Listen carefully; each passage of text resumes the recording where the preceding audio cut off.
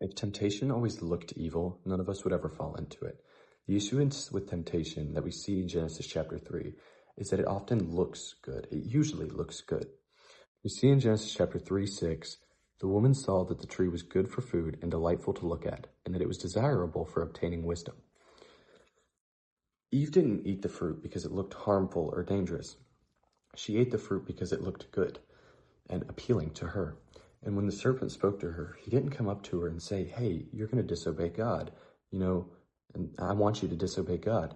He came up to her and spoke to her in just a way that had her doubt God's goodness. And a lot of us modern day Christians fall into the same issue. We don't go into sin. We don't fall into temptation telling ourselves, oh, I'm going to disobey God right now. We go into it in the heat of the moment, and we flip it in this way that we kind of forget about God. And like I said, we just fall into it. It just slips into place and we don't think about God. And I just want to challenge you, the next time that you think you're falling into temptation or that you're susceptible to falling into temptation, I just want you to ask yourself, is this good for me and my walk with God? And if the answer is no, there's no amount of desire that can make what you're about to do worth it.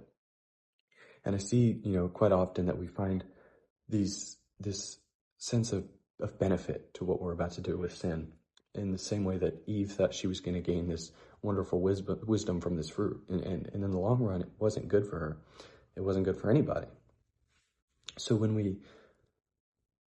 we're expecting these benefits, whether it be from drugs, porn, alcohol, as somebody who struggled from these three things in the past, it's not beneficial to you.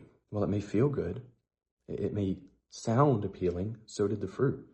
It's not good for you in the long run. And how's that working out? It's not. It's this, your brain tricks you into thinking it's good. And it's the same way that the serpent talked her into doubting God's goodness. I just want you to ask yourself, before you fall into this again, is this good for me? And is this good for my walk with God?